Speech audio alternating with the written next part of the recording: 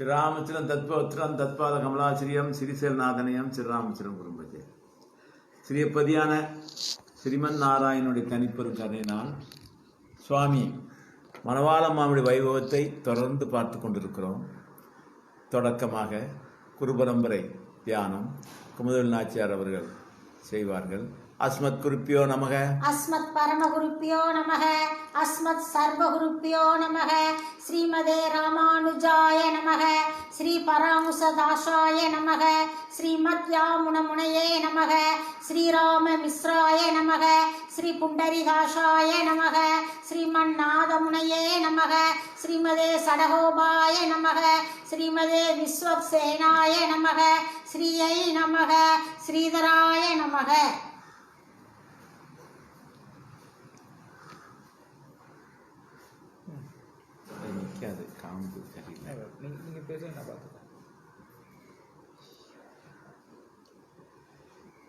ஸ்ரீமன் நாராயணனுடைய தனிப்பெரும் கருணையினால் சுவாமி மணவாள மாமுடி வைபவத்தை நேற்றைய தினம் பிரதிவாதி பயங்கர அன்னங்கராச்சாரிய சுவாமிகள் சுவாமி மணவாள மாமுனியுடைய திருவடிகளை தஞ்சமாக பற்றிய வைபவத்தை நாம் பார்த்தோம். தொடர்ந்து அஷ்டத்து கஜங்களில் 7 சுவாமிகள்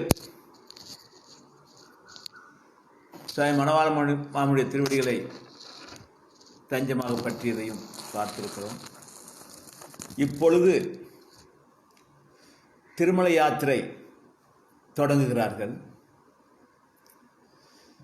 அஷ்டத்து கஜங்களில் 8வது நியமிக்கப்பட இருக்கிற சுவாமி திருவேங்கடஜீயர் சுவாமிகள். நம்பெருமாடு சென்று திருவேங்கடத்தில் சென்று சர்வேஸ்வரனாய் உம்மை மங்களாசாசனம் செய்ய புறப்படுகிறோம். ஆசீர்வதித்து அருள வேணும் என்று பிரார்த்திக்க நம்பெருமாளும் அப்படியே சென்று வாரும் என்று உத்தரவு கொடுக்க அப்படியே புறப்பட்டு காஞ்சிபுரம் வருகிறார்கள். சாய் மணவாள மாமுனிகள் காஞ்சிபுரத்துக்கு வருகிறார் என்பதை கேள்விப்பட்ட உடனேயே காஞ்சிபுரத்தில் இருக்கக்கூடிய ஸ்ரீ வைஷ்ணவர்கள்லாம் திரண்டு வந்து வரவேற்று உபசரித்து சுவாமிகள் தங்குவதற்கு இடங்களெல்லாம் அமைத்து கொடுத்து அவர்களுக்கு வேண்டிய எல்லா சௌகரியங்களும் செய்து கொடுத்தார்கள். சாய் மணவாள மாமுனிகள் காஞ்சிபுரத்திற்கு வந்த நேரம் வையகங்கண்ட வைகாசி திருவிழா என்று பாராட்டப்படுகிற காஞ்சி வரராஜ பெருமாளுடைய வைகாசி திருவிழா. அதனால எல்லா மக்களும் சந்தோஷப்பட்டார்கள். இந்த வருட திருவிழா நமக்கு மிகவும் பாக்கியம் பெற்றதாக அமைகிறது. சுவாமி மணவாள மாமுனிகளே எழுந்தருளி விட்டார்கள். அதனால் திருவிழா இரட்டிப்பு சந்தோஷம், நமக்கெல்லாம் கிடைத்த பூர்ணமான ஆசீர்வாதம் என்று எல்லா ஸ்ரீ வைஷ்ணவும் சந்தோஷப்பட்டார்கள். மாமுனிகள் அப்படியே சன்னதிக்கு சென்று பெருந்தேவி தாயாரை சேவித்துவிட்டு வரராஜ பெருமாளை சேவித்தார்கள். அவரை மங்களாசாசனம் செய்துவிட்டு அப்படியே ஸ்ரீ வைஷ்ணவர்கள் படைசூழ சுவாமிகளுக்கென்று ஏற்பாடு செய்யப்பட்ட அந்த திருமடத்தில் சாய் மணவாள மாமுனிகள் தங்கியிருக்கிறார்கள். கருட சேவை காஞ்சிபுரத்தில் கருட சேவை என்று சொன்னால் அதற்கென்று ஒரு தனி கூட்டம், என்றைக்கும் விடிய விடிய மக்கள் கூட்டம் அலைமோதும் காஞ்சிபுரத்தில். அந்த கருட சேவை நன்னாள் அன்று சாய் மணவாள மாமுனிகள் சன்னதிக்குள்ளும் சென்று சேவித்துவிட்டு கங்கை கொண்டான் மண்டபத்தில் சிஷ்யர்கள் புடைசூழ எழுந்தள்ளிருக்கிறார்கள். அப்பொழுது எறும்பியப்பா சுவாமி மற்றும் எறும்பியில் இருக்கக்கூடிய ஸ்ரீ வைஷ்ணவ சுவாமிகள் எல்லாம் காஞ்சி வரராஜ பெருமாளுடைய கடைசியை சேவிப்பதற்காக வேண்டி எழுந்தள்ளினார்கள்.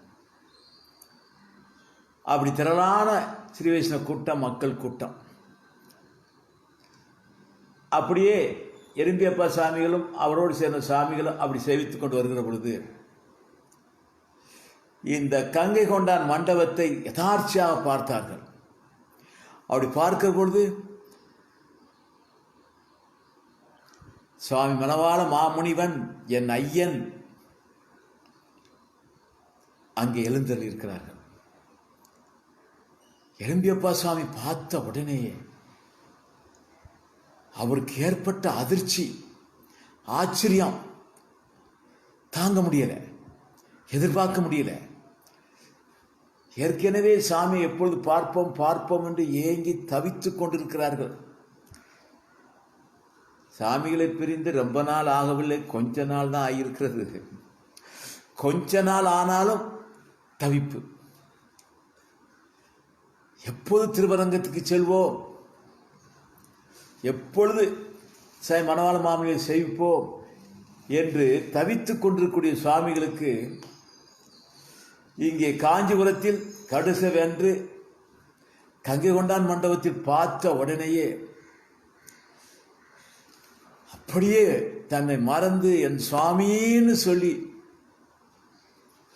மாமுனியுடைய திருவடியில் சாஸ்தாங்கமா மயங்கியே விழுந்து விட்டார்கள். மயக்கமே ஏற்பட்டு விட்டது. ஒரு 3-4 நாளிகை பொழுதாச்சு அவர் மயக்கம் தெரிவதற்கு. ஒரு நாளிகை பொழுது என்பது 24 நிமிடம். 24 நிமிடம் 4 நாளிகைன்னு சொன்னா 96 நிமிடம்.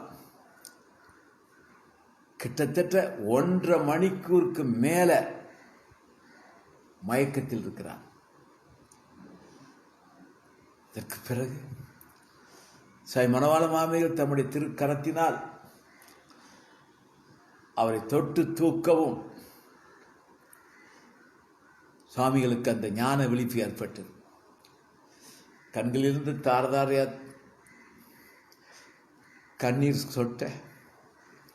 எதிர்பாராத ஆச்சரியமான சந்திப்பு சுவாமிகளை பார்த்த உடனே. காலங்கழித்து தன்னுடைய தந்தையாரை பார்த்தால் எப்படி அந்த ஏக்கமும் கண்ணீரும் பொங்குமோ அப்படி அந்த பாசம் அப்படி திரட்டு.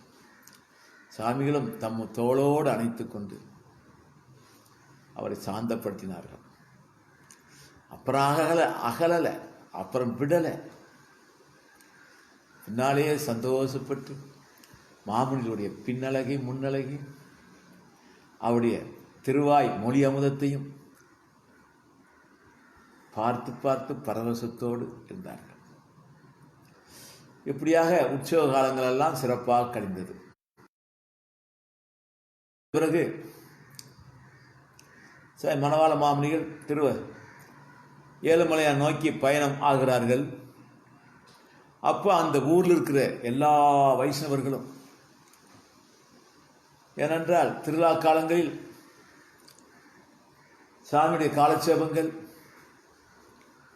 எங்கேயுமே கேள்விப்படாத, யாருமே சொல்லாத சுத்த சத்துவ சம்பிரதாய கருத்துக்கள். வைஷ்ணவம் எல்லாருக்கும் தெரியும், ஆனால் ஸ்ரீ வைஷ்ணவம் தெரியாது. ஸ்ரீ வைஷ்ணவம் என்பது பூர்வாச்சாரியருடைய கிரந்தத்தில் இருக்கிறதை தவிர இவங்களுடைய கற்பனைக்கு எட்டாது. ஸ்ரீ வைஷ்ணவம் அது முறைப்படி இருந்து தகுந்த சாமியிடம் காலட்சேபம் கேட்டால்தான் ஸ்ரீ வைஷ்ணவம் புரியும், தெரிய முடியும். ரகசிய நூட்கள் முதலில் பாடமாகணும். ரகசிய நூல்கள் பாடமாகி 4000க்கும் பாடம் ஆனாத்தான் ஸ்ரீ வைஷ்ணவம் இவர்களுக்கு புரியும். இல்லாவிட்டால் இவர்களாக கற்பனை செய்து கொண்டு வைணவத்தில் இருப்பார்கள். இதையெல்லாம் சுவாமி அதில் கிரந்தங்களெல்லாம் சுவாமிக்கு கண்டபாடமாக வரும். கிரந்தம் இல்லாமலே சுவாமி காலட்சேபம் பண்ணுவார்கள். அப்பேற்பட்ட மகா சக்தி மணவாள மாமணி சுவாமிகளுக்கு உண்டு. இந்த திருவிழா காலங்களில் அங்கிருந்த ஸ்ரீ வைஷ்ணவ சுவாமிகள் எல்லாம்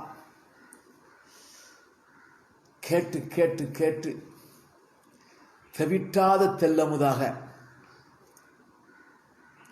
அப்போதைக்கு அப்போதே ஆறா அமுதமாக இருந்தது சாமி மணவாள மாமுடைய காலட்சேபம் கருத்துக்களும். திருவிழா முடிந்ததும் ஏழுமலை நோக்கி புறப்படுகிற பொழுது எல்லாரும் கண்ணீருடைய வேண்டுகிறார். சுவாமி, தேவரீருக்கு உலக ரட்சிப்பு, அனைத்து ஆத்மாக்களின் ரட்சிப்பது தேவருடைய திருவுள்ளம், கடலளவு கைங்கரியம். ஆனால் சம்பிரதாயம், ஸ்ரீ வைஷ்ணவ சம்பிரதாயம் நாங்கள் அறியணும், எங்களுக்கு தெரியணும். உம்முடைய ஸ்தானத்தில் யாரையாவது நேமியும் சாமி, எங்களுக்கு அவர்கள் மூலமாக அந்த யதார்த்தமான ஸ்ரீ வைஷ்ணவத்தை நாங்கள் உள்ளபடி அறியணும் சாமி. ஸ்ரீ வைஷ்ணவத்தை உள்ளபடி அறிந்தால்தான் இந்த சம்பிரதாயம் பலிதமாகும்.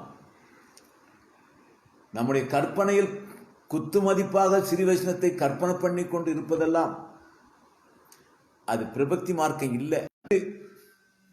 ஒரு சாமியை நியமிக்கணும் சாமி என்று வேண்ட உடனே அவர்கள் மீது தனிப்பெரும் கருணை சிறந்து வானாமலை சீர்சாமியை கூப்பிட்டு, வானாமலை சீர்சாமிகளே, அப்பாச்சியார் அண்ணா சுவாமியை அழைத்து வாருங்கள். அந்த சுவாமி ஓடோடி வந்து சேவித்து, அடியன் சுவாமி, நீர் முதலியாண்டான் சாமி திரு பரம்பரையில் வந்தவர், பிறவியிலேயே ஆச்சாரிய பரம்பரை, ஸ்ரீ வைஷ்ணவத்தை பூர்ணமாக அறிந்து கொண்டவர், நம்முடைய காலட்சேபங்களில் விடாதிருந்து தெரிந்து கொண்டவர். நீர் இந்த காஞ்சிபுரத்துக்கு எழுந்தருளி இந்த காஞ்சிபுரத்தில் இருக்கக்கூடிய அத்தனை ஸ்ரீ வைஷ்ணவர்களுக்கும் ஸ்ரீ வைஷ்ணவத்தை உள்ளதை, உண்மையில் உள்ளதை உள்ளபடி நீர் சொல்ல வேண்டும் என்று சொல்லவும், ஸ்ரீ மணவாள மாமுடைய திருவாக்கு மறுக்க முடியாது. ஆனாலும் சாமிகளை பிரிந்து இங்கு வந்திருக்க வேண்டுமே, மணவாள மாமுனிகளை பிரிந்து காஞ்சிபுரத்துக்கு வந்து தங்க வேண்டுமே அப்படிங்கிற ஒரு வருத்தம் உள்ளுக்குள் உண்டு. ஆனாலும் வெளிக்காட்டாமல் மகாபாக்கியம் சாமி, மகாபாக்கியம் சாமின்னு ஏற்றுக்கிட்டார். அப்படியே அங்கே இருந்த அத்தனைவரை அழைத்து, இந்த சுவாமி முதலியாண்டான் சுவாமி பரம்பரையில் வந்த ஆச்சாரிய சுவாமிகள், அடியன் மீது விலட்சணமான அபிமானத்தை உடையவர். அடியனுக்கும் அவர் மீது விலட்சணமான அபிமானம் உண்டு. இந்த சுவாமியை எம் போன்று நினைத்திருங்கள். அவர்கள் உங்களுக்கு வேண்டியவையெல்லாம் சாதிப்பார்கள்.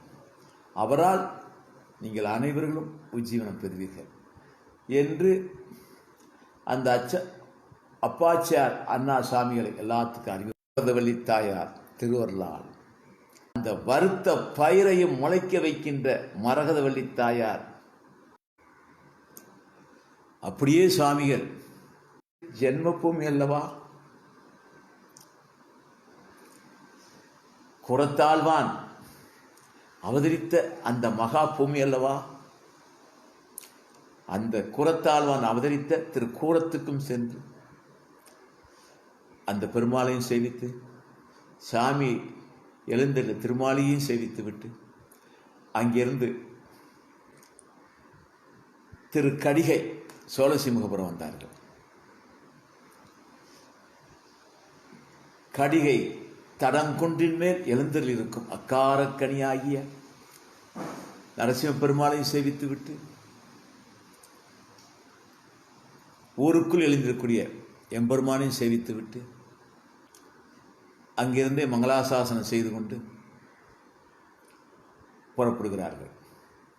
அப்படி திருக்கடியை தாண்டவம் எறும்பி வந்துவிடும்.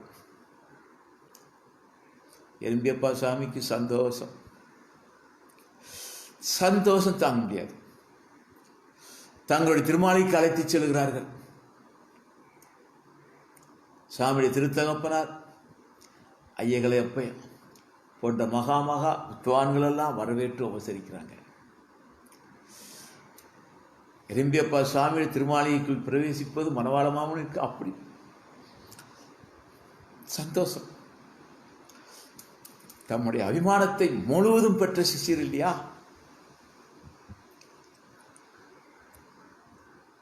சாமிகிட்ட கேட்டா சொல்லுவார், எறும்பிக்கு போனுங்கிறதுக்காக வேண்டிய நான் திருப்பதி யாத்திரையை மேற்கொண்டனே சொன்னாலும் சொல்லுவார். 3 நாட்கள் அந்த திரு எறும்பில் தங்குகிறார்கள்.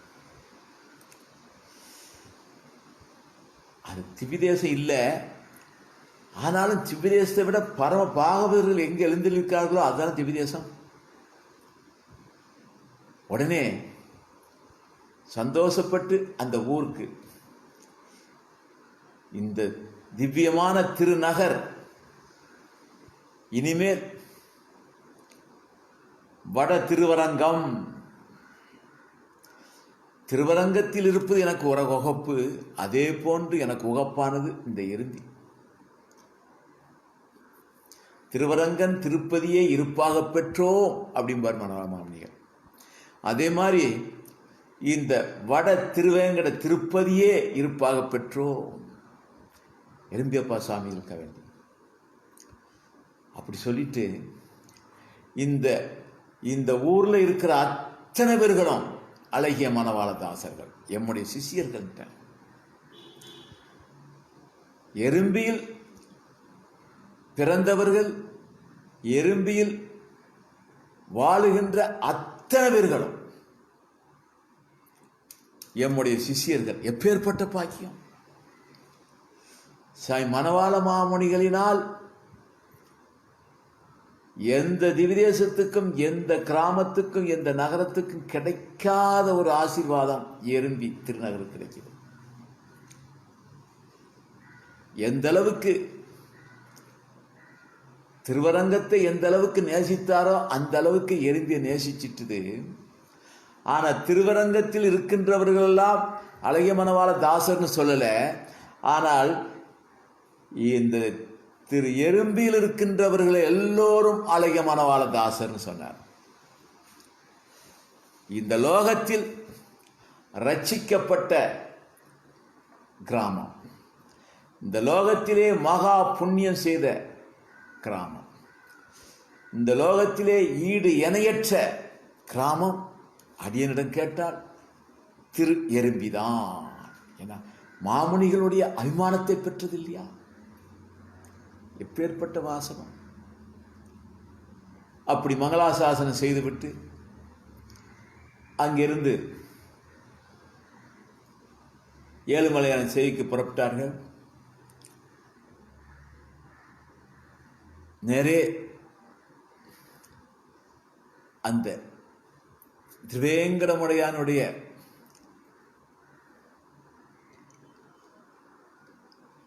அந்த பெரிய அந்த திருமலையை பார்த்தவனே அப்படியே கீழே விழுந்து சேவிக்கிறார்கள்.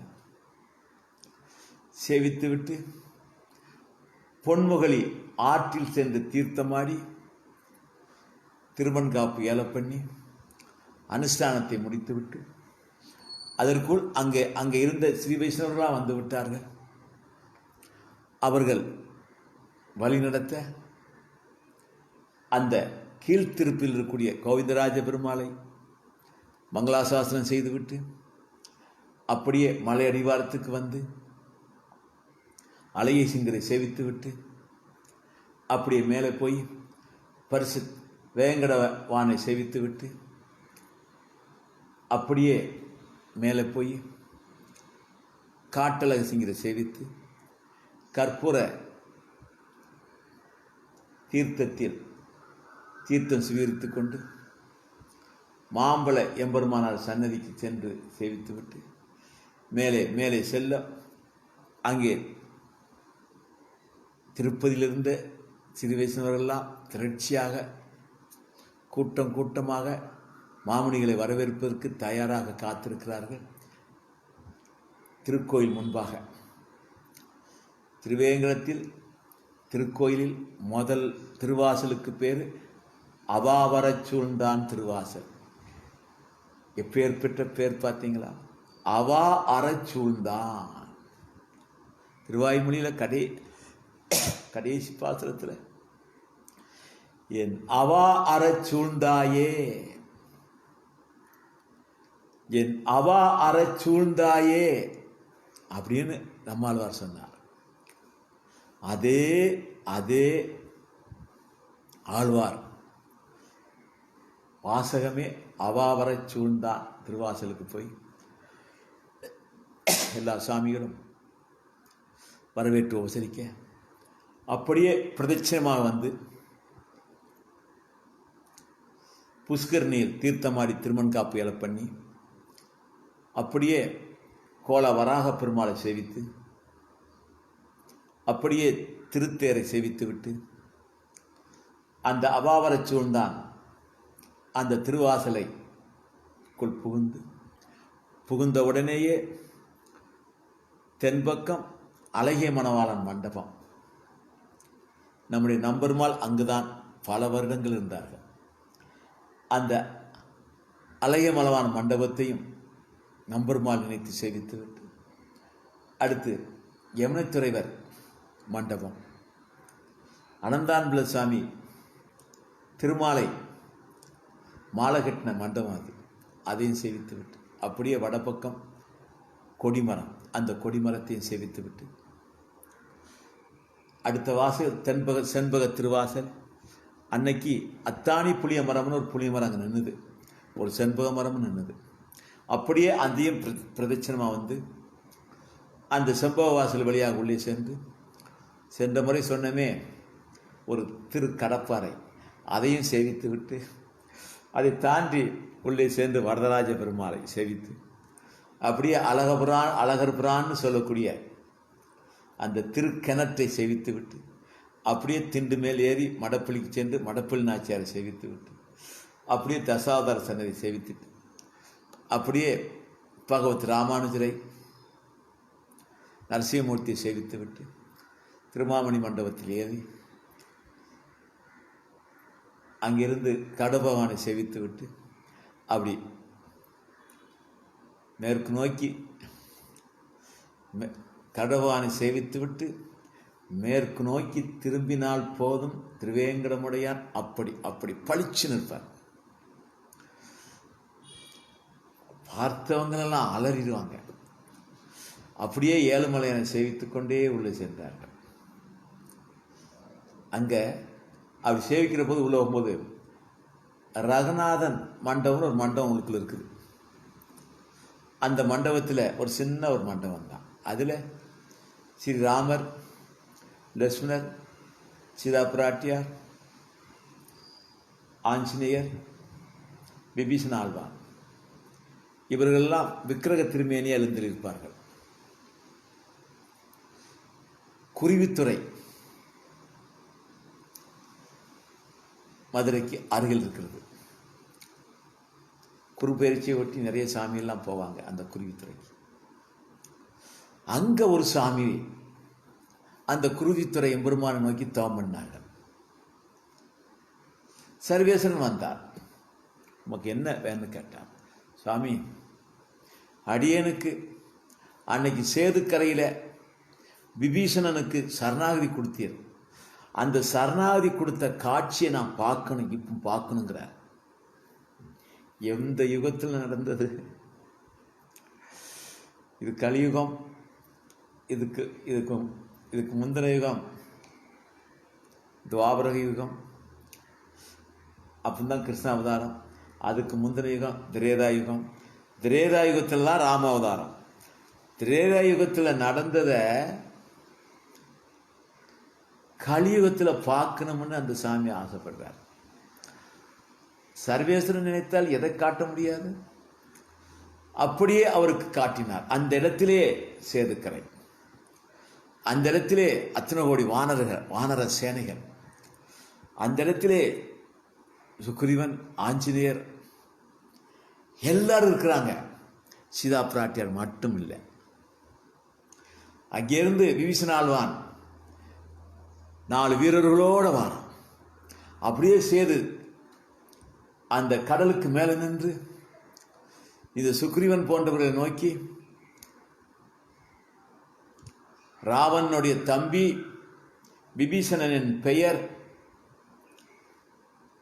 லோகத்துக்கெல்லாம் சரண்ய மூர்த்தியாகிய எல்லா லோகங்களும் சரணடைவதற்கே உரித்தான ஸ்ரீராமரை சரணடைய வந்திருக்கிறேன் என்று சொல்வீராக என்று விண்ணப்பம் செய்த அந்த இடம். இதெல்லாம் அப்படியே அவருக்கு காற்றார். அதுக்கு பிறகு சுக்ரீவன் சென்று ஸ்ரீராமரிடம் சொல்லுவது, அதில் வாத பிரதிவாதங்கள். முடிவாக ராமர் அந்த சுக்ரீவனை விட்டு அந்த விபீஷண ஆழ்வான் அழைத்து வான்னு சொல்வது. விபீஷண ஆழ்வான் வந்து ராமருடைய திருவடியை தஞ்சமாக பற்றுவது. உடனேயே தம்பி லட்சுமணனை கூப்பிட்டு கடலில் தீர்த்தத்தை எடுத்து, இப்பொழுதே இலங்கைக்கு அதிபராக திரு அபிஷேகம் நடைபெறட்டும் என்ற அந்த கடல் தீர்த்தத்தினால் திரு அபிஷேகம் நடந்து இலங்கைக்கு அதிபதி விபீஷண ஆழ்வான் என்ற நிகழ்வுகள் எல்லாம் அப்படியே எம்பெருமான் காட்டினார். முடிஞ்சது. இந்த சுவாமிக்கு கண்ணால பார்த்தார்ல, அப்புறம் கவலை வந்தது. என்ன கவலைனா, சாமி இந்த ரூபங்களை நான் தினம் பார்த்து சேவிக்கணும் சாமி அப்படின்னு சொல்லி அர்ச்சாவதார எம்பெருமானாக அதை செய்து அந்த குருவித்தூரில் வச்சு அவர் வணங்கி கொண்டிருக்கிறார். அப்படி வணங்கி கொண்டிருக்கிற பொழுது அங்கே ஒரு சில பிரச்சனைகள் ஏற்படுகிறது. ஒரு தகராறுகளும் சண்டைகளும் மூழ்கிறது. அப்போது ஸ்ரீராமர் கனவில் தோன்றி, ஏழுமலைக்கு என்னை கொண்டு செல்க, திருவேங்கடமுடையான் முன்பு என்னை பிரதிஷ்டை பண்ணுக அப்படின்னு சொன்னார். உடனே இந்த சுவாமி அந்த திருமேனிகளை எடுத்துக்கொண்டு போனார். அங்கே மண்டபத்தில் வைத்திருந்தார். அப்போ பகவத் ராமானுஜர் அங்கே வந்தார். கேள்விப்பட்டார். அப்படியா? ஆனாலும் சுவாமி ஒன்று செய்தார். தாயார் இல்லாமல் பெருமாள் இருக்கக்கூடாது நம்ம சம்பிரதாயம். உடனே சீதா பிராட்டியாருடைய திவ்யமங்கல திருமேனியை செய்து ஸ்ரீராமரோடு சேர்த்து அந்த விக்கிரகங்களை அங்கேயே சன்னதிக்குள்ளேயே அதை ஏழும்படி செய்தார். அந்த இடம் ரகுநாத மண்டபம்னு பேர். முன்பெல்லாம் சேவிக்கலாம், இப்போ உள்ள போய் சேவிக்க முடியாது. துவாரகப்பாலை தாண்டி உள்ளே போக முடியாது. ஆனாலும் சில விசேஷ நேரங்களில் உள்ளே போனால் அந்த ராமரை சேவிக்கலாம். அந்த ராமரையும் சேவித்து விட்டு அப்படியே திருவேங்கடமுடையானே, புகழொன்றில்லா அடியேன் உன் அடிக்கீழ் அமர்ந்து புகுந்தேனே என்று ஆழ்வார்கள் மங்களாசாசனம் செய்த மாதிரி மங்களாசாசனம் செய்துவிட்டு ஒரு 3 நாள் அங்கே இருந்து சேவித்து விட்டு அங்கிருந்து புறப்படுகிறார்கள். நேர இந்த சோழ நாட்டு திவ்யதேசத்தை சேவிக்கணும்னு திருவுள்ளம் பற்றினார்னு தெரியல. சிஷ்யர் குலாத்தோடு நேராக திரு எவ்வுள் அங்கே வருவதற்கு முன்பாக மதுராந்தகத்துக்கு வந்து ஏரிகாத்த ராமரை சேவிச்சுட்டு அப்படியே திருநீர்மலை போய் அந்த திருநீர்மலை எம்பெருமானை சேவிச்சுட்டு அப்படியே திருவல்லிக்கேணி போய் சென்று பார்த்தசாரதி சாமி சேவிச்சுட்டு அப்படியே இங்கே திரு எவுள் வந்து அப்புறம் திருவிடவந்தை சேவிச்சுட்டு அப்படியே மகாபலிபுரம் சென்று அவரையும் சேவிச்சுட்டு அப்படியே நேர சித்திரக்கூடம் தில்லை சித்திரக்கூடம் வந்து அந்த கோவிந்தரையும் மங்களாசாசனம் செய்துட்டு அப்படியே சித்திரக்கூடத்திலிருந்து சீர்காழி தாடாள பெருமாளை மங்களாசாசனம் செய்துட்டு அப்படியே திருநாங்கூர் திவ்யதேசங்கள் நுழைந்தார். நுழைவாயிலேயே திரு வெள்ளக்குளத்து அண்ணா குமுதவள்ளி நாச்சியாரையும் சேவிச்சுட்டு அப்படியே திருநாங்கூருக்குள் பிரவேசித்து திருவன் புடோத்தமம், அரியமேய விண்ணகரம், செம்பொன் செய்கோயில், மணிமாட கோயில், திருத்தேவனார் தொகை, திருத்தெட்டி அம்பலம், காவலன் தன்பாடி, பார்த்தன்பள்ளி, நாங்கூர் நாராயணசாமி கோயில், இப்படி அந்த சன்னதிக்கு சென்று அப்படியே தலைச்சங்க நன்மதியம், நன்னீர் தலைச்சங்க நன்மதியத்தை சேவிச்சுட்டு அப்படியே வயலாளி மணவாளன் மீது திருமங்கை ஆழ்வாருக்கு அலாதியான பிரியம் உண்டு. திருமங்கை ஆழ்வாருக்கு எங்கெங்கெல்லாம் பிரியம் உண்டோ அங்கெங்கெல்லாம் மணவாள மாமனுக்கு பிரியம். வயலாளி சென்று வயலாளி மணவாளனை சேவிச்சுட்டு அங்கேருந்து திருவாளி அந்த திருநகரிக்கு சென்று திருமங்கை ஆழ்வாரையும் குமுதவில் நாச்சியாரையும் சேவித்துட்டு அங்கே தேவராஜபுரம் சென்று திருமணங்கொல்லை திருமங்கை ஆழ்வார் எம்பெருமானிடம் வழிப்பறி செய்தாரே அந்த இடத்தையும் சேவித்து விட்டு அங்கிருந்து நாங்கள் திவ்யதேசங்கள்லாம் பூர்ணமாக செய்து திருமங்கை ஆழ்வாருக்கு மங்களாசாசனம், எல்லாருக்கும் மங்களாசாசனம் செவ்வையாக பூர்த்தியாக செய்து நேர திரு இந்தலூர் பரிமளரங்கநாதன் சேவித்தார். பரிமளரங்கநாதன் சேவித்து தேரலந்தூர் வந்து எம்பெருமானை மங்களாசாசனம் செய்துட்டு சிறுப்புலியூர் சயனித்திருக்கிற பெருமாள்லேயே சின்ன பெருமாள் அந்த சிறுப்புலி அருள்மா கடலமுதன் கிருபாசமுத்திர பெருமாள், அந்த கிருபாசமுத்திர பெருமாளை சேவிச்சுட்டு திரு கண்ணபுரம் சௌராஜ பெருமாள்,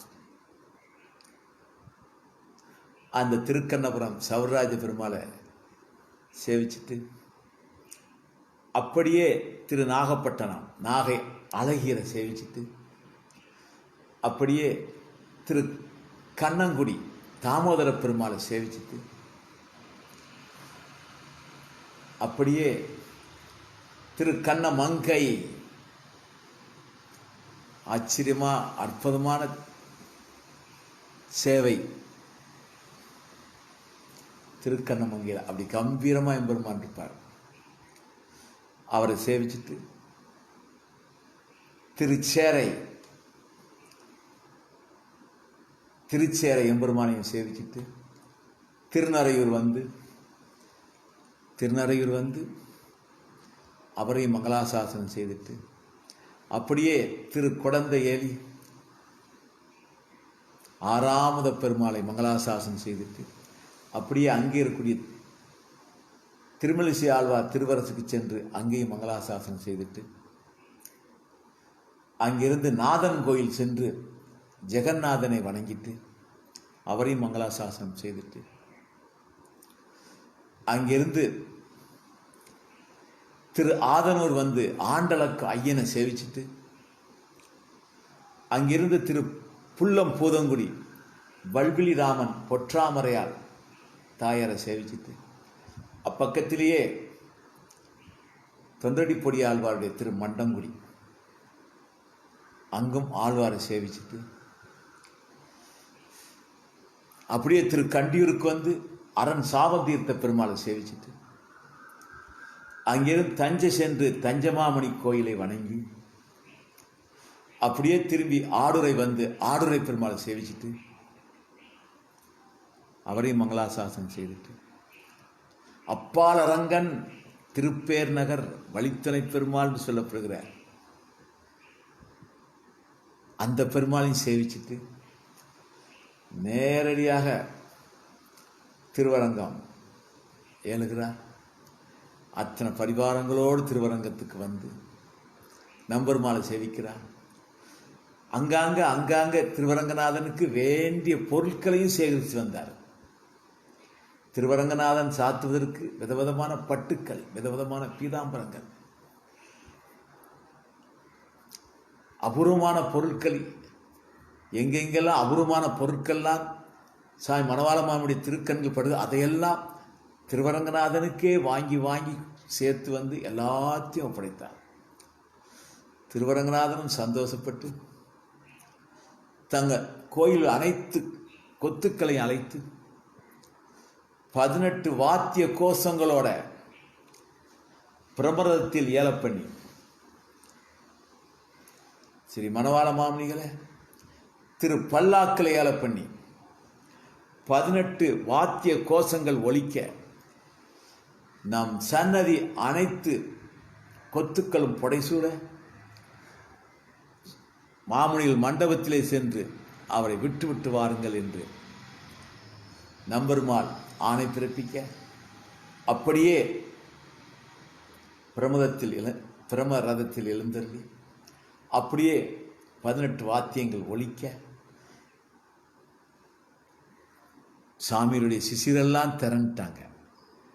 அன்னைக்கு திருவரங்கம் முழுக்கும் மாமுனியுடைய சிசிர்கள் தானே, எல்லாரும் படைசூழ அப்படியே வந்து தம்முடைய இடத்துக்கு வந்து அங்கே எழுந்திருக்கக்கூடிய ரங்கராஜர் அவர் சன்னதி முன்னால் வந்து நின்று அவரை சேவிச்சுட்டு ஒவ்வொரு திவிதேசங்களிலிருந்து கொண்டு வந்த பிரசாதங்களை எல்லாம் அங்கே நின்று ரங்கராஜருடைய தீர்த்தத்தையும் சராரின் சாய்த்த பிறகு எல்லா திவிதேசங்களிலும் பெற்று வந்த பிரசாதத்தை எல்லாம் அங்கே வந்த சுவாமிகள் அத்தனவர்களுக்கும் மாமுனிகள் அவர்களுக்கும் சாதித்து அனைவரையும் ஆசீர்வதித்து மங்களாசாசனம் செய்து அனுப்பினார்கள். ஆக பூர்ணமான திருவேங்கட யாத்திரையும் சோழ நாட்டு விதேச யாத்திரையும் பரிபூர்ணமாகவே சுவாமிக்கு அமைந்தது. அப்படி இருக்கிற பொழுது அங்கே காஞ்சிபுரத்தில் வாக்கு கொடுத்தோம். எங்களுக்கு வழிகாட்ட ஒரு சாமியை, ஸ்ரீ வைஷ்ணவத்தை கற்றுத்தருவதற்கு ஒரு சாமியை அனுப்ப வேண்டும் என்று சொன்னோம். அந்த ஞாபகம் வந்துச்சு. உடனே அந்த அப்பாச்சியார் அண்ணா சுவாமியை அழைத்தார். அவர் வந்து தண்டன் சமர்ப்பித்தார். நீர் ஸ்ரீ ராமபிரான் அயோத்தியில் வாழக்கூடிய அனைத்து மக்களையும் அழைச்சிட்டு போனார். மக்களை மட்டுமில்லை, விலங்குகளை எல்லாம் அழைச்சிட்டு போனார். அது மட்டுமா, தாவர வர்க்கங்களை அழைச்சிட்டு போனார். ஆனா இந்த லோகத்துக்காக வேண்டி தம்முடைய திருக்குமாரரை வச்சிட்டு போனார். எல்லா உயிரினத்தையும் ராமரை அழைச்சி கூட்டு போனாரு. ஆனா யாரை முதலாவது கூட்டு போகணும்? தன்னுடைய திருக்குமாரெல்லாம் முதலாவது கூட்டு போகணும். தம்முடைய திருக்குமாரரை நாட்டுக்கு நன்மை வைப்பதற்காக வேண்டி வைத்துவிட்டு ராமபுரான் அனைத்தையும் அழைத்து சென்றார். லோக நன்மைக்காக வேண்டி உம்மை காஞ்சிபுரம் அனுப்புகிறோம். நீர் கலங்க வேண்டாம் அப்படின்னார். ஏன்னா அவர் கலக்கம் தெரியும். அவர் அப்படியே கண்ணீர் சாமி, தேவருடைய கட்டளையை அடியேன் எப்பொழுதும் நிறைவேற்ற சித்தமாக இருக்கிறேன், மறுப்பென்பதில்லை. தேவரை விட்டு பிரிஞ்சு என்னால் எப்படி போக முடியும் சாமி?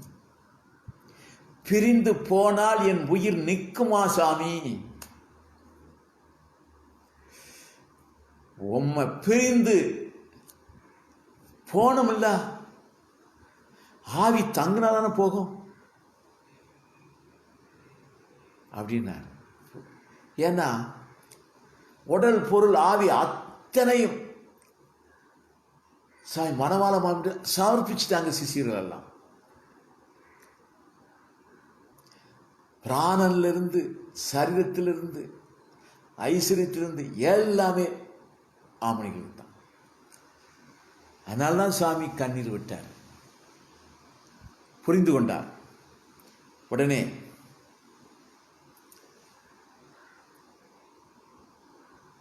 இவர் மாமுனிகள் தாம் பயன்படுத்தின ஒரு திருச்செம்பு இருந்தது. ரொம்ப காலம் புழங்கினதுனால அப்படியே தேய்ந்து உருமாறி போயிருந்தது. அந்த திருச்செம்பை வானாமலை சாமிகள் தம்முடைய திருமண்காப்பு பெட்டியில ஏல பண்ணி தினமும் சேவித்துக் கொண்டிருக்கிறார்கள். மாமுனிகள் பயன்படுத்திய திருச்செம்பு இனி பயன்படுத்த முடியாத அளவுக்கு தேய்ந்து போச்சு. இனி அதை கழிக்கத்தான் செய்யணும். அந்த திருச்செம்பை வானாலோசியர் சுவாமிகள் அதை மாமுனிகளாகவே பாதித்து தம்முடைய அனுஷ்டான பெட்டியில், திருமண் பெட்டியில் ஏல பண்ணி நித்தியப்படி சேவித்துக் கொண்டிருக்கிறார். அது மாமுனிகளுக்கு தெரியும். அந்த திருச்செம்பை எடுத்துக்கொண்டு வர சொல்லி இந்த சாமி கையில கொடுத்து 2 திருவிக்கிரகம் அடியனை போல் செய்யுங்கள். இந்த செம்பினால், இந்த செம்பு பயன்படுத்தி 2 திருவிக்கிரகம் செய்து ஒன்றை உம்முடைய ஆச்சாரிய சாமி ஆகிய வானாமலை ஜீரசாமியிடம் சமர்ப்பியுங்கள், இன்னொன்றை நீர் வைத்துக் கொள்ளும். நீர் வைத்துக் கொள்ளும். யாம் பிரியாது உம்மோடு இருப்போம். உம்மை பிரிந்து நான் எப்படி போவேன்னு சொன்னார் இல்லையா? தம்முடைய திருச்செம்பிலிருந்து தம்முடைய திருவிக்கிரக திருமேனியை எழுந்தருள பண்ணி அதை அவரை விட்டே செய்ய சொல்லி அந்த தம்முடைய திவ்யமான அந்த விக்கிரகத்தை அந்த அப்பாச்சியார் அண்ணாசாமியிடம் சாதித்து நாம் உம்மோடே வருகிறோம், யாம் உம்மோடே வருகிறோம் அப்படின்னு சொல்லிட்டு அதுவும் காணான்னு சொல்லி இந்த மடம், இதுக்கு ஒரு வரலாறு உண்டு. இந்த பல்லவராயன் மடத்துக்கு ஒரு வரலாறு உண்டு. பல்லவராயனுங்கிற மன்னன் கட்டினது. இது அடியார்களுக்கு ததி ஆராதனை முன்பு நடைபெற்றது. அப்புறம் நின்றுட்டுது. அப்புறம் கோயிலை சார்ந்து இருந்தது. அந்த மண்டபம் முதலியாண்டான் சாமியுடைய பொறுப்புக்கு வந்துச்சு. முதலியாண்டான் சாமியுடைய திருக்குமாரர் கந்தாடை ஆண்டான். கந்தாடை ஆண்டான் சாமியுடைய ஆச்சாரியர் ஆட்கொண்ட வள்ளிச்சியர். இந்த கந்தாடை ஆண்டான் சாமி தம்முடைய ஆச்சாரிய சாமியாகிய ஆட்கொண்ட வில்லிஜியரை இந்த பல்லவராயன் மடத்தில் ஏல பண்ணி அவர் திருவாரணம் செய்த பெருமாளுக்கு என்னை தீமனம் கெடுத்தான். பெருமாளுடைய பேரை பாருங்க, என்னை தீமனம் கெடுத்தான். கந்தாடை அண்ணன் சாமியுடைய ஆச்சாரிய சாமி திருவாரணம் செய்த பெருமாளுக்கு பேர் என்னை தீமனம் கெடுத்தான். அந்த என்னை தீமனம் கெடுத்தான் என்று சொல்லக்கூடிய அந்த பெருமாளுக்கு அந்த ஆச்சாரிய சாமி திருவாரணம் கண்டிருக்கிறார். அந்த பெருமாளுக்கு தீபத்துக்கு திரு நெய்யும் மதியம் பிரசாதத்துக்கு உண்டான அமுதுபடியும் பெரிய கோயிலிருந்தே இந்த மடத்துக்கு வரும். இதெல்லாம் கந்தாடை ஆண்டான் சாமி செய்த ஏற்பாடு. கந்தாடை ஆண்டான் சொன்னால் முதலே ஆண்டான் சாமியுடைய திருமகனார் கந்தாடை ஆண்டான் சாமி, அவருடைய திருமகனார் கந்தாடை தோழப்பர். இப்போ நமற்றுக்குடி சாமி வந்து கந்தாடை அண்ணன் சாமி, அந்த வம்சத்தில் கீழே வர்றார், அதே பரம்பரை. இப்போ அடியன் சொன்னது கந்தாடை ஆண்டான் சாமி, மதுரை ஆண்டான் சாமியுடைய திருமகனுக்குள்ள. இப்போ அந்த அந்த ஆட்கொண்ட வெள்ளிச்சீர் சாமி பரமதித்த பிறகு அந்த மடம் அப்படியே இருந்தது. ஆனால் அந்த பெருமாள் அங்கே இருந்தார், அது திருவாரூர் நடைபெற்றது. இப்போ மணவாள மாமணிகளுக்கு இந்த மடம் வந்த பிறகு மணவாள மாமணிகள் அந்த பெருமாளுக்கும் திருவாரணம் பண்ணி கொண்டிருந்தார்.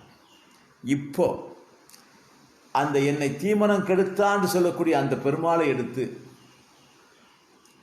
அதையும் அப்பாச்சியார் அண்ணா சாமியிடம் கொடுத்து, உம்முடைய மூதாதையர்கள் உம்முடைய வம்சத்தவர்கள் வழிபட்ட பெருமாள், இதையும் நீர் கொண்டு செல்வீராக.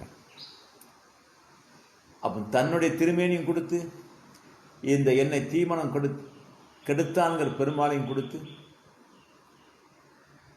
நீர் சூட்சமாக போய் வருவீராக. எம்மை பிரிந்திருக்கிறோம் என்கிற வாட்டம் நமக்கு வராது.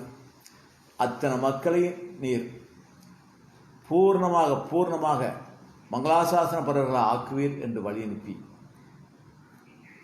அனுப்பிட்டார். அவரும் பிரியாவுடைய பெற்று காஞ்சிபுரம் சென்றார்.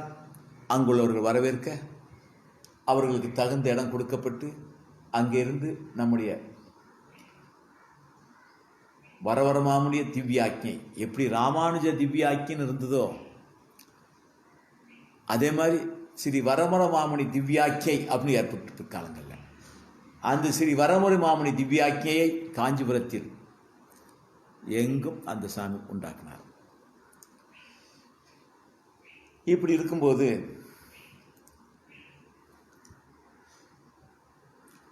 எறும்பியப்பா சாமிகள்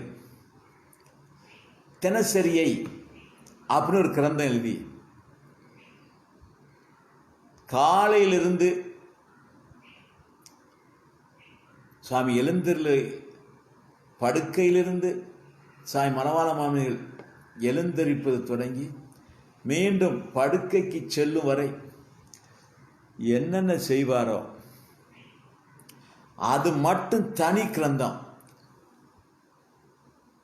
ஸ்ரீ வரவர மாமுனி தினசரியை அப்படின்னு கிரந்தத்துக்கு பேர் இன்னைக்கு இருக்கு. அந்த கிரந்தத்தை சமஸ்கிருதத்தில் எழுதி அதை ஒரு சிஷியற்ற கொடுத்து ஸ்ரீ மணவாள மாமுடைய திருப்பாவைக்கு சாமியுடைய பார்வைக்கு அனுப்பி வைக்கப்பட்டது. மாமுனிகள் அதை வாங்கி படித்து பார்த்தார். அப்படியே இங்க நடக்குது, அப்படியே இருக்குது. சந்தோஷப்பட்டார். சிஷ்யர்னு சொன்னா இப்படிலாம் இருக்கணும், இப்படிலாம் இருக்கணும் சொன்னார். எறும்பியப்பா சுவாமிகளை பார்க்க வேண்டும்ங்கிற அந்த ஆதங்கம், ஆசை, துடிப்பு சாமி மணவாள மாமுக்கு வந்துட்டு உடனே ஒரு சிறிமுகம் ஒரு கடிதம் எழுதினார் எறும்பியப்பா சுவாமிகளுக்கு, உடனடியாக திருவரங்கத்துக்கு வருக அப்படின்னு சொல்லி. இந்த சாமி அந்த கடிதத்தை கொண்டு கொடுத்தார். தம்முடைய ஆச்சாரிய சுவாமியுடைய கடிதத்தை பார்த்த உடனே எறும்பியப்பா சுவாமிக்கு சந்தோஷம் தாங்க முடியல. அங்கிருந்தே அடியேன் ஒரு சிறிய திருவடியா இருந்திருந்தா, அனுமாரா இருந்திருந்தா உடனே வந்திருப்பேனே, ஒரு பெரிய திருவடியாவது நான் இருந்திருந்தா உடனே வந்திருப்பேனே, என் சுவாமியை நான் உடனே பார்க்கணுமே, நான் சிறிய திருவடியாகவும் இல்லையே, பெரிய திருவடியாகவும் இல்லையே அப்படின்னு ஏங்கி சொல்றார். அப்படியே புறப்பட்டார். வந்து திருவரங்கத்துக்கு வந்து அப்படியே தீர்த்தமாடிட்டு மடத்துக்குள்ளே வந்து மாமுனியை சேவித்தார். அப்படி சேவிக்கும் போது தான் அந்த முந்தா நாள் சொன்னேன், பொன்னிதனில் குளித்து திருவரங்கத்தில் புகுந்து அப்படின்னு ஒரு அற்புதமான ஒரு பாசுரம், அதை சேவித்தார். இங்க வந்து இருந்ததுனால பெருந்தெய்வத்தில் இன்பம் பெருகவும் பெற்றோமே. அது என்ன சொன்னார்னா, திருமலையாழ்வாராகிய அந்த காலச்சுவக்கூடத்தில் ஆஸ்தானத்தில் மணவாள மாமி எழுந்தல் இருக்க அவர் காலச்சவம் சாதிக்கிற கேட்கிற பொழுது பரமபதத்தில் திருமாமணி மண்டபத்தில் ஆதிசேஷன் மீது ஸ்ரீதேவி தாயார், பூதேவி தாயார், நீலாதேவி தாயார் சமேதராக ஸ்ரீமன் நாராயணன் தத்ரூபமாக எழுந்திருக்கிறாரே. கோடான கோடி நித்தியசூரியில் மத்தியில் அதி ஆச்சரியமாக எழுந்திருக்கிறாரே. அந்த அனுபவத்தை விட உயர்ந்த அனுபவம் இந்த திருமலை ஆழ்வார் ராமன் காலட்சேப கூடத்தில் அந்த பீடத்தில் மணவாள மாமனிகள் எழுந்தலிருந்து சேவை சாதிக்கிற பொழுது ஏற்படுகிறது. பெருந்திவத்தில் இன்பம் பெருகிறது அப்படின்னு ஆச்சரியமா சொன்னார். அப்படியாக அவர் வந்து சேர்ந்தார். இப்படி இருக்கும்போது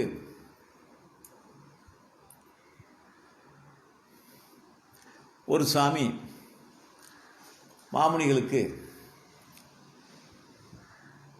திருச்செம்பு அப்புறம் திருவொத்தாடை கைங்கரியம் பண்ணுவார். அதாவது மாமுனிர் கைகள் தம்முடைய திருக்கை திருக்கால் சோதிக்கணும்னா இவர் செம்புல தீர்த்தம் எடுத்து கொடுப்பார். அது திருச்செம்பு கைங்கரியம். அப்படி கால்கை கழுவி முடித்த உடனே அந்த ஈரத்தை துடைக்கிறதுக்காக வேண்டி ஒத்தாடை அதை துடைக்க ஆடையை கொடுப்பார். இப்படி ஒரு சாமி கைங்கரியம் பண்ணிட்டு இருக்காரு. அப்போ அன்னைக்கு மாமனிகள் அவரை கவனிச்சாரு. சவரம் பண்ணலையா அப்படின்னாரு. ஏன்னா எங்கு பார்த்தாலும் திருக்குளர் கற்றையா இருக்குது, கத்தையா முடியிருக்கு. உடனே அவர் சொன்னார், சுவாமி அடியோட தேவியார் கருவிட்டுருக்குறாங்க, அதனால் நான் தீட்சியாக இருக்கிறேன். அவர்களுக்கு குழந்தை திருக்குழந்தை அவதரித்த பிறகுதான் நான் இந்த திருமுடியை எடுக்கணும் சாமினார். உடனே மாமனிகள் சொன்னார், இன்றைக்கே எடும் அப்படின்னாரு. அவ்வளோதான். உடனே போனார், சிகையோடு வந்து நிற்கிறாரு, தீர்த்தம் சாதிச்சார். அப்படி தீர்த்தம் சாதி நிற்கும்போது இந்த சாமி ஊர்ல இருந்து ஒரு ஆள் வந்து நிற்கிறாரு. மாமனிகளுக்கு தெரிஞ்சுது, உம்ம ஊர்ல இருந்து ஒருவர் வந்திருக்கிறாரு, அவர்கிட்ட என்னன்னு கேளும்னார். என்ன சுவாமி அப்படின்னு கேட்டார். சுவாமி உமக்கு அழகான ஞானமயமான ஆண் குழந்தை பிறந்துக்கு சாமி, 10 நாள் முடிஞ்சு போச்சு, 10 நாள் தான் தீட்டு, 10 நாள் முடியக்கூடாது, இன்னைக்கு 11ஆவது நாள். மணவாள மாமனுக்கு தெரிஞ்சிட்டு இப்போ முடியிடுன்னு சொன்னார். அவர் சொன்ன செய்தி கேட்டதும் சாமி எதுவுமே சொல்லாமல் போய் முடியெடுன்னு சொன்னதும் மணவாள மாமனிகள் சர்வைக்கராக இருக்கிறா அறிஞ்சிட்டு சேவிச்சார். சரி ஊருக்கு போயிட்டு வரணும் வழி அனுப்பினார். இப்படியாக இந்த மாதிரியான நிகழ்வுகள் நிறைய நடக்குது.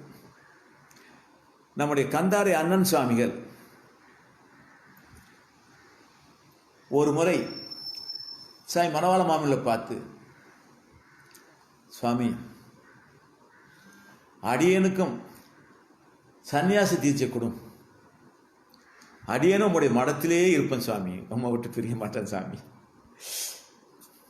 அப்படின்னாரு. எப்படி ஆசை வருது பாருங்க. உடனே அண்ணன் சுவாமிகளே, முதலியாண்டான் சுவாமி உடைய திருமகனார் கந்தாடை ஆண்டான். கந்தாடை ஆண்டான் சுவாமி பகவத் ராமானுஜர்கிட்ட போய் கேட்டார், சன்னியாசி ஆகணும்னு கேட்டார். அப்பொழுது ராமானுஜர் சொன்னார், முதலியாண்டாம் பரம்பரையினர்களுக்கு சன்னியாசம் கூடாதுன்னு சொல்லியிருக்கார். முதலியாண்டான் சாமி திருக்குமாரர் கேட்டதற்கு பகவத் ராமானுஜர் சொன்னது, முதலியாண்டான் சாமியுடைய பரம்பரை மக்களுக்கு சந்நியாசம் கூடாதுன்னு சொல்லிட்டார் சாமி. அதனால ராமானுஜருடைய ஆக்கியம் நமக்கு இருக்கு, அந்த எண்ணத்தை விட்டுரும் அப்படின்ட்டார். மறுக்க மாட்டார் இல்லையா? சாமி சொன்னதுதானே. சாமி என்ன செய்வார்னா, சாமி இந்த தூதுளக்கீரை மாமுனிகளுக்கு ரொம்ப விருப்பமாக இருக்கும். நம்ம சம்பிரதாயத்தில் நிறைய ஆச்சாரிய சாமிகளுக்கு தூதுளக்கீரை தான் விருப்பமாக இருக்குது. எப்படியாவது சேகரித்து கொண்டு கொடுத்துருவாரு கந்தாரி அண்ணன் சாமி. அது மட்டும் இல்லை, கந்தாரி அண்ணன் சாமி வீட்டிலும் ததியார் நடக்கும். மடத்துக்கு வருவதற்கு முன்பாக கந்தாரி அண்ணன் சாமி வீட்டில் தான் அந்த திருமாளியில் எல்லாருமே தங்கியிருந்து பேசிட்டு ஏதோ தாக சாந்திக்கோ இல்லை பிரசாத் பண்ணணும்னு சொன்னாலோ அங்கே ஜகஜமாக போய் அந்த ததியார் நிலையில் அங்கே அனுப்பிச்சு அங்கே வருவாங்க. அப்புறம் தான் அங்கே வருவாங்க. யார் வந்தால் அங்கே போயிட்டு தாங்க வருவாங்க. அதனால் ததியான வைபவங்கள் அதுவும் சிறப்பாக நடக்கும். அதனால் சாமி மனோரமன் என்ன செய்வார்னா, தமக்கு வரக்கூடிய திருமுன் காணிக்கை அப்படின்னா சாமியெல்லாம் சேவித்து சம்பாவனை சமர்ப்பிப்பாங்க இல்லையா? அந்த சம்பாவனை அத்தனையும் கந்தாரி அண்ணன் சாமிகிட்ட கொடுத்துருவாரு. என்ன சுவாமி பாரு, ததியாரான உன் திருமால் நடக்கல, அடியனை சேவிக்க வரவர் தான் நீ செய்கிறீரு, எப்படி செய்வீரு, இந்த அருள் கொடுத்துருவார். ஆக இப்படி இப்படி சேவை பண்ணுவார். அதே மாதிரி மாமணிகள் தயிர் சாதம் கொஞ்சம் விரும்பி பிரசாதப்படுவார். கந்தாடி அண்ணன் சாமி அதை தெரிஞ்சுக்கிட்டு தாமே தயார் பண்ணுவார். தாமே தயார் பண்ணி அப்படியே எடுத்துட்டு வருவார். மணவாள மாமணிகள் அங்கே ஒரு சின்ன கல் தொட்டி இருக்குது. இன்றைக்கும் அந்த சன்னதியில் இருக்குது. மாமணிகள் பிரசாதப்பட்ட அந்த பாத்திரம் கல் தொட்டி தான், சின்ன கல் தொட்டி. அந்த கந்தாடி அண்ணன் சுவாமி தாமே அபிமானத்தோடு அந்த தயிர் சாதத்தை செய்து கொண்டு அந்த கல் தொட்டியில் கொண்டு வச்சிருவார். மாமணிகள் அதை தன்னுடைய அபிமானமிக்க சிஷியர் இல்லையா, ஆர்த்தியோடு அதை பிரசாதப்படுவார். ஒரு நாள் அதே மாதிரி தரிசாதத்தை கொண்டு வச்சார். மாமணி பிரசாதப்பட்டு வெளியே அண்ணன் சுவாமிகளே, இன்றைக்கு நீர் கொண்டு வந்த தயிர் சாதம் தனி ருசி, இதுக்கு முன்பு இந்த மாதிரி இல்லை, இனிமேல் இதே மாதிரி தயிர் சாதம் தான் எனக்கு கொண்டு வரணும்னாரு. அப்படியா சாமி அப்படின்னு அவளோடு இருந்தார். உடனே அந்த சேஷ பிரசாதம் தயிர் சாதத்தை அந்த அண்ணன் சாமிகிட்ட கொடுத்தார். அண்ணன் சாமி சுவீகரிச்சாரு. அந்த தயிர் சாதத்தில் உப்பே இல்லை. ஆனால் மாமணியில் என்ன சொன்னார், இதுதான் எனக்கு போக்கியமாக இருக்குது, இந்த மாதிரி ருசியான பிரசாதம் நீர் எனக்கு சாதிக்கலை, இனிமேல் இப்படியே கொண்டு வாரும்னு சாதிச்சார். உப்புல்லா தரிசாதமே கொண்டு வாங்கினார். எப்படி இருக்கும் சாமி சொல்லியாச்சுல்ல, அப்படியே சாதிக்கப்பட்டது. அன்னிலிருந்து மாமணிகள் தரிசாத்துக்கு உப்பு சேர்க்க மாட்டார். இன்னைக்கும் சன்னதியில் திருவரங்கத்தில் உத்தரவையில் இருக்கக்கூடிய மணவாளன் சன்னதியில் வருஷத்துக்கு 2 நாள் அதே தொட்டி பிரசாதம் தரிசாதம், உப்பு இல்லாமல் தரிசாதம் மாமணிகள் செய்து அந்த பிரசாதம் நமக்கு கிடைக்கும். ஆக இப்படியான வைபவம் நடந்து கொண்டிருக்கிறது. இதனுடைய தொடர்ச்சி நாளைக்கு நடைபெறும். நாளை வைபவம் ரொம்ப ரொம்ப முக்கியமான வைபவம். ஏன்னு சொன்னால், பெரிய பெருமாளே நம்பெருமாளே மணவாள மாமுனிகளை தம்முடைய ஆச்சாரியராக ஏற்று மணவாள மாமுனிகளுக்கு சிஷ்யராக காலட்சேபம் கேட்க வேண்டும் என்று ஆசைப்பட்டு அப்படி கேட்ட வைபவங்களை எல்லாம் நாளைக்கு நாம் அனுபவிக்கப் போகிறோம். நாளைய காலட்சேபத்தை தவற விட்டு விடாதீர்கள் என்று சொல்லிக்கொண்டு, இந்த காலட்சேபம் புனிதமானது, பரம பவித்திரமானது, பாவங்களை தொலைக்கக்கூடியது, பரிசுத்தமாக்கக்கூடியது. நீங்களும் உங்களுடைய பந்துக்களும் அபிமானத்தை பெற்றவர்களாம் கேட்க வையுங்கள். ஸ்ரீ பரகாலன் ராமாயணதாசன்கிற அந்த முகநூலுக்கு வாருங்கள். ஸ்ரீராமச்சந்திரன் தத்வோத்திரம் தத்பாத கமலாசிரியம் ஸ்ரீசைல்நாதனையும் ஸ்ரீராமச்சந்திரன் குறும்பஜின்னு சொல்லிக்கொண்டு நிறைவு செய்கிறோம் சாமி, நிறைவு செய்கிறோம். நாளைக்கு 4:30 மணிக்கு மீண்டும் சவிப்போம்.